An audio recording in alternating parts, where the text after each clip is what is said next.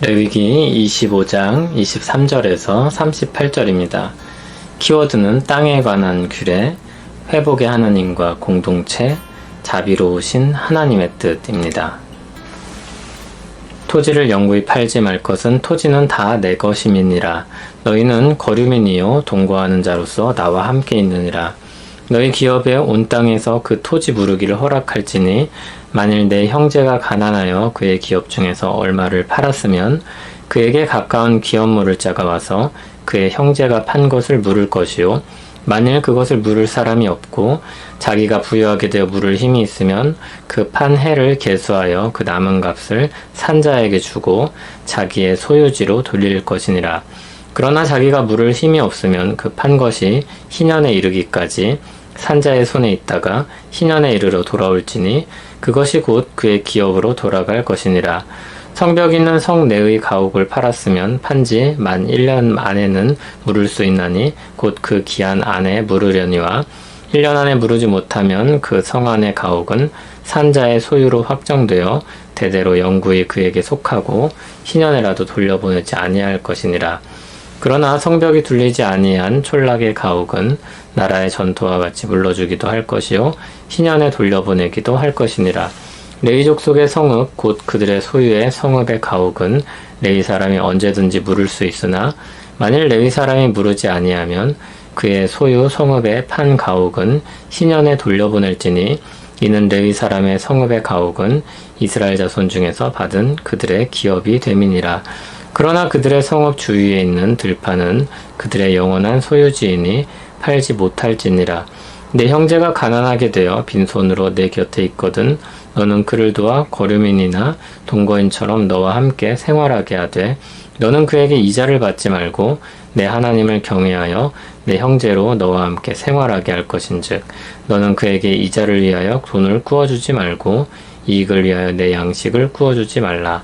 나는 너희의 하나님이 되며 또 가나안 땅을 너희에게 주려고 애굽 땅에서 너희를 인도하여 낸 너희의 하나님 여호와이니라. 아멘. 23절을 보면 토지를 영구히 팔지 말라고 하십니다. 그 소유권이 하나님께 있기 때문입니다. 이스라엘 백성들은 하나님의 땅에 속하여 머무는 사람들이라고 했습니다. 이스라엘은 그 땅의 사용권을 얻어 쓰는 것입니다. 24절, 25절을 보면 사용권의 범위가 좀 넓어 보이는데 땅을 영구히 팔 수는 없지만 일정 기간 동안 팔 수는 있었습니다. 다만 전제가 있습니다. 무르기를 전제로 해야 합니다. 하나님은 땅을 각 사람들에게 기업으로 분배하셨습니다. 상황이 어려워서 땅을 일시적으로 팔았다가도 경제적인 상황이 허락되면 다시 그것을 되찾게 하셨습니다.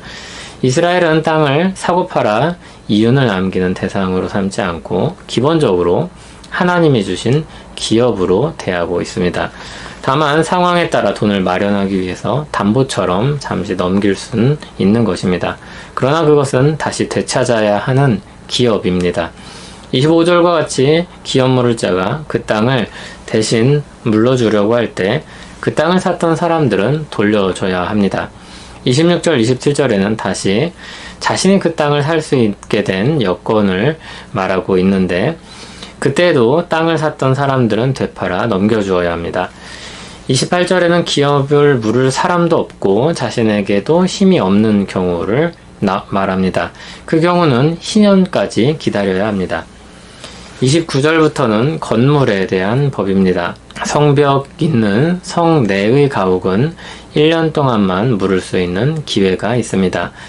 그렇지 않으면 30절에서와 같이 산자의 소유로 확정되고 희년에도 돌려주지 않도록 했습니다. 건물은 땅과 달리 적용이 된 것입니다. 건물은 기업으로 주신 것이 아니기 때문입니다. 그런데 31절을 보면 성벽이 없는 촌락의 가옥은 또 다르게 적용됩니다. 그때는 물러주기도 하고 희년에 돌려보내기도 하라고 했습니다. 성벽의 유무에 따라서 달라지는 이유는 성벽이 없는 촌락의 가옥은 농토가 포함되기 때문입니다. 레위 족속의 가옥은 땅과 같이 적용됩니다. 레위인은 별다른 재산이 없었고 그리고 하나님께서 그들의 기업이 되시기 때문에 그 그들이 가지고 있는 것들을 되찾을 수 있게 하셨습니다. 그리고 그들의 들판은 절대로 팔 수 없었습니다. 25절에는 일반 사회법에서는 찾을 수 없는 내용이 나옵니다. 형제가 가난하게 된 경우에 대한 책임입니다.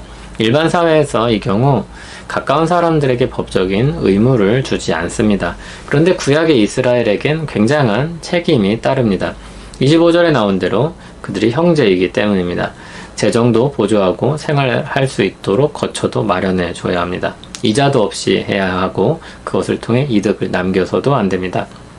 38절에 그 이유와 동기를 다음과 같이 말합니다.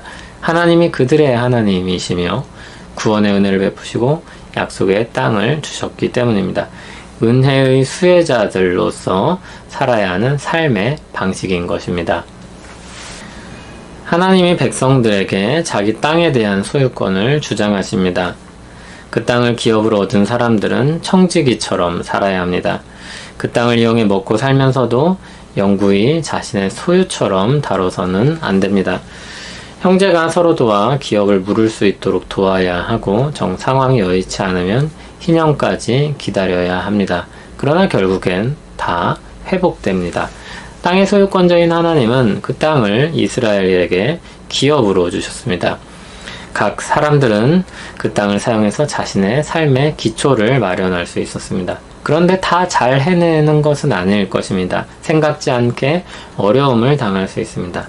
그런 예외 상황이 발생했을 때 하나님은 다양한 방식으로 회복할 수 있도록 길을 열어주셨습니다.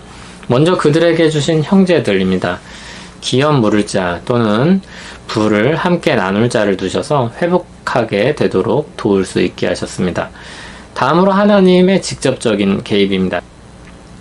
희년은 하나님이 주권적으로 주신 회복의 방식입니다. 50년이 지나면 모든 것들은 제자리로 돌아오고 새로운 시작을 할 수 있는 기회가 주어집니다. 이렇게 하나님은 회복하시는 하나님이시며 그들의 공동체 역시 회복의 공동체라고 할 수 있습니다. 지금은 구약에 이스라엘과 같은 법이 적용될 수 있는 나라는 없습니다. 이 부분을 놓치면 이 법을 일반 사회에서 실현할 수 있는 법처럼 적용하려는 시도를 하게 됩니다. 일반 사회에서의 구성원은 하지만 하나님이 택하신 민족이며 서로에게 형제도 아닙니다. 그러므로 이를 직접적으로 적용하려는 것은 많은 무리가 따를 수밖에 없습니다. 다만 주님의 백성들인 교회는 이와 같은 정신을 가지고 우리의 삶을 꾸려가야 할 것입니다. 하나님이 가진 자비로운 마음과 회복시키려는 뜻을 가지고 사는 것입니다.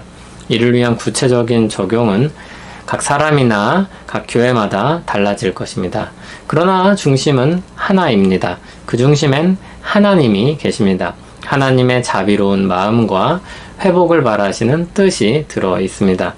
성경에 수많은 서로 무엇을 하라는 말씀들을 하나님의 자비로운 마음에 비추어서 우리는 생각해야 할 것입니다. 그리고 한 사람의 회복을 생각하면서 그런 말씀들을 살피고 실천하려고 해야 할 것입니다. 자비로우신 하나님 아버지, 우리를 죄악에서 건지신 은혜를 찬송합니다. 하나님의 자비로 말미암아 우리는 죄의 노예로 살지 않고 회복된 하나님의 형상으로 살아갑니다.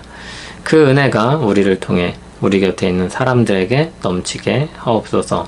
예수님 이름으로 기도합니다. 아멘.